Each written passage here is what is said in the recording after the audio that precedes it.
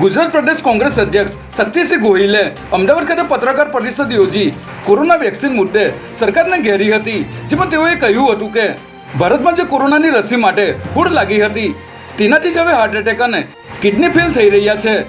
WHO ની સલાહ બાદ દરેક દેશોના વેક્સિનના પેરામીટર અને મૃત્યુ થાય તો તેના ડેટા પણ રાખવા કહ્યું હતું. તેમ છતાં વેક્સિન આપ્યા બાદ આપણા દેશમાં ડેટા એકત્ર કરવાની કોઈ પ્રક્રિયા હાથ ધરાઈ ન હતી, જેમાં તેઓએ દેશના PM પાસે આ મુદ્દે જવાબ માંગ્યો હતો.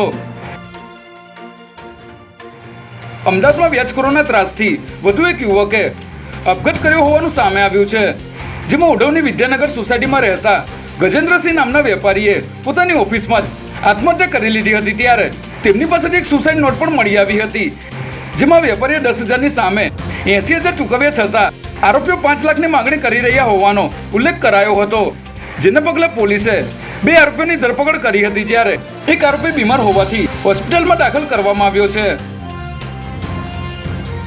આજે ગુજરાત રાજ્ય અને હાઈકોર્ટનો 64મો સ્થાપના દિવસ છે. 1 મે 1960ના રોજ ગુજરાતને સ્વતંત્ર રાજ્યનો દરજ્જો મળતા ગુજરાત હાઈકોર્ટની સ્થાપના કરાઈ હતી. ત્યારે હાઈકોર્ટે પાસાના કેસોને લઈને એક મહત્વનો નિર્ણય લીધો છે, જેમાં 1 મેથી હાઈકોર્ટમાં નવા નોંધાનારા તમામ પાસાના કેસને સિવિલ કેસના બદલે ક્રિમિનલ ગણવામાં આવશે, જેથી હવે પાસાના કેસ સિંગલ જજના બદલે ખંડપીઠ દ્વારા સાંભળવામાં આવશે.